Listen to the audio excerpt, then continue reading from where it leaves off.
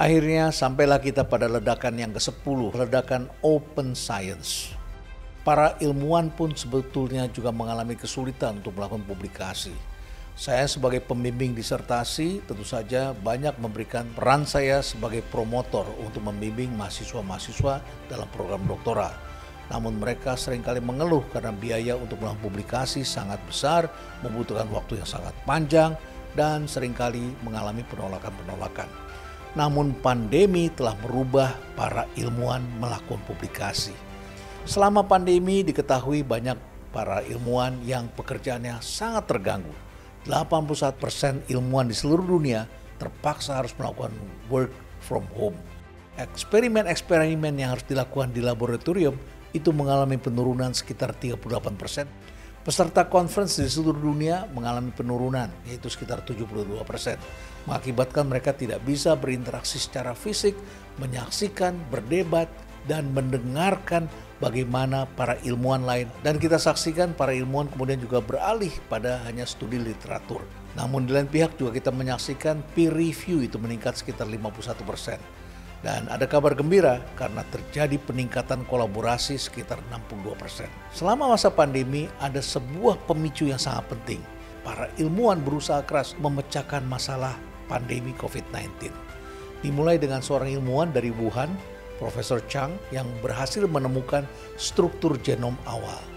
Ia kemudian berkomunikasi dengan Profesor Edward Holmes, dan kemudian Edward Holmes mengumumkannya melalui platform Open Science, virological.org secara online, dan ia juga mengumumkannya melalui Twitter, yang berakibat semua ilmuwan di seluruh dunia yang sedang melakukan kajian ini bisa membacanya secara gratis. Mereka lalu bersama-sama mengembangkan kreativitas dengan caranya masing-masing untuk menghasilkan vaksin COVID-19 ini. Hasilnya 11 bulan kemudian berbagai negara mengumumkan telah menemukan. Ini adalah sebuah terobosan yang sangat penting. Bandingkan dengan vaksin-vaksin sebelumnya yang membutuhkan sekitar 15-30 tahun. ResearchGate sendiri, sebuah platform Open Science, mengatakan bahwa para ilmuwan selama pandemi telah mulai beralih ke Open Science. Jangan anggap remeh karena anggotanya ada sekitar 20 juta ilmuwan. 79 diantaranya adalah para penerima hadiah Nobel. Dan ada sekitar 30.000 lembaga di seluruh dunia yang telah menjadi anggotanya. Publikasinya telah mencapai 146 juta. Jumlah anggotanya yang mendaftar selama tahun 2020-2021 sekitar 2 juta orang. Yang diterima dan menjadi anggota baru hanya sekitar 3.100. Kunjungan pada platform mereka sendiri telah menjadi sekitar 3,9 miliar. Masyarakat ilmuwan mulai beralih dari printed journal ke preprint. Ini adalah sebuah bagian dari Open Science. Jumlah riset yang beralih ke preprint ternyata meningkat sekitar 75 kali. Dan sekarang ini ada sekitar 92.000 jurnal preprint yang telah dipublikasi secara online ini. Karya-karya ilmiah ini akhirnya bisa dibaca 14 bulan lebih awal daripada melalui cara-cara konvensional. Dan akibatnya dia dikutip 5 kali lebih banyak. Contoh-contohnya adalah bioarchive. Dan biasanya ini adalah kata archive di belakangnya dalam bentuk RXIV. Menurut ISSN tahun 2021, ditemukan semakin banyak publikasi berkala yang bersifat online. Tahun 2021 jumlahnya yang online telah menjadi 63,1% dari 2.735 publikasi berkala. Yang printed tinggal 36,9%. Padahal pada tahun 2008, 100% dari 411 publikasi berkala itu adalah printed.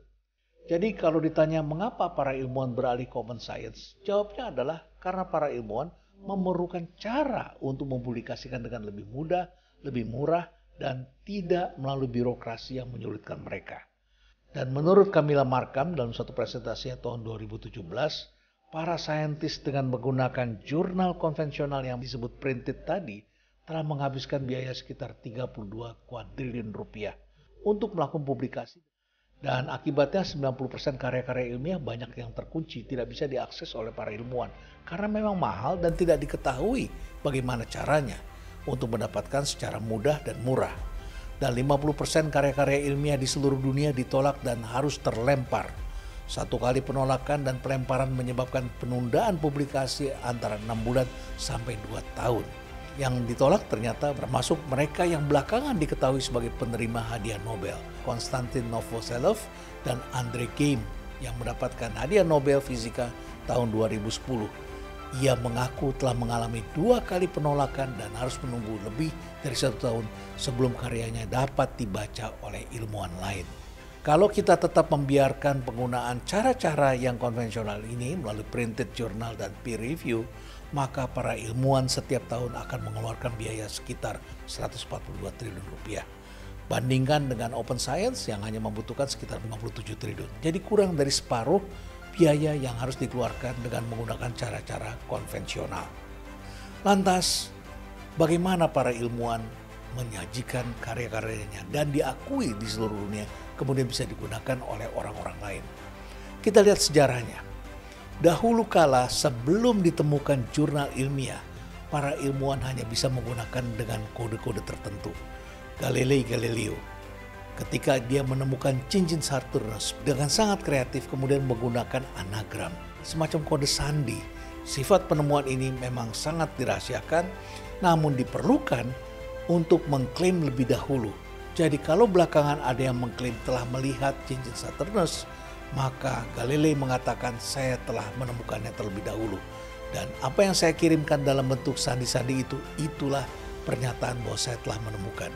Unik sekali bukan?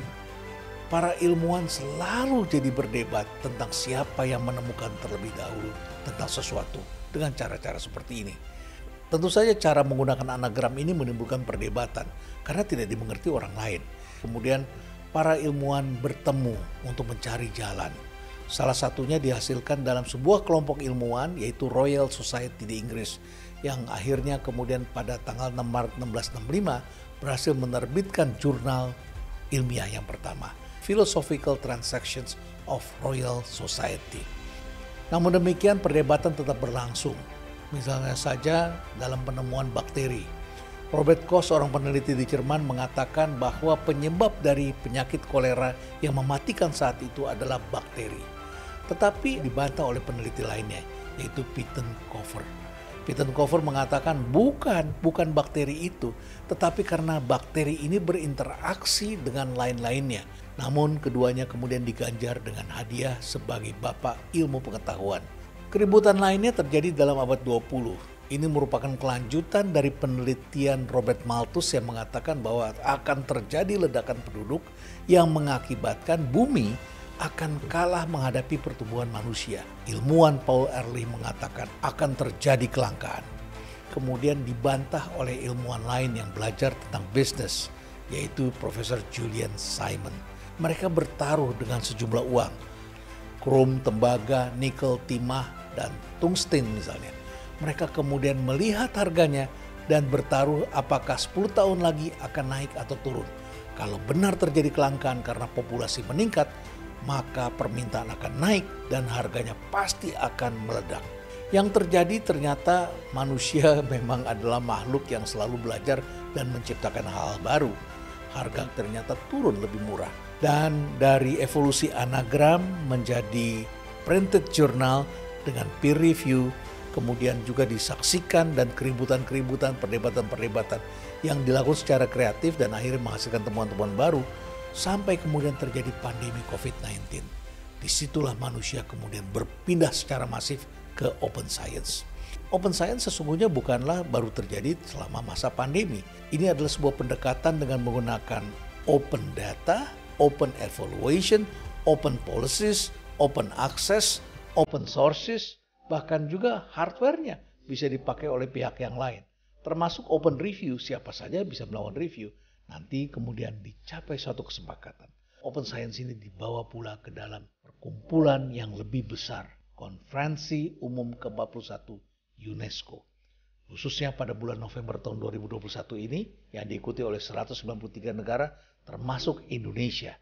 Indonesia termasuk di dalamnya yang ikut merintis gagasan Open Science ini dilakukan oleh teman-teman para peneliti dari LIPI yang telah membentuk repositori ilmiah nasional.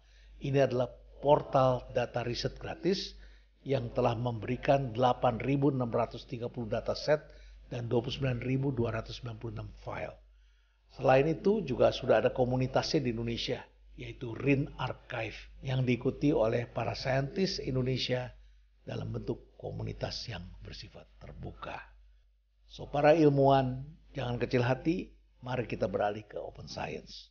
Stay relevant.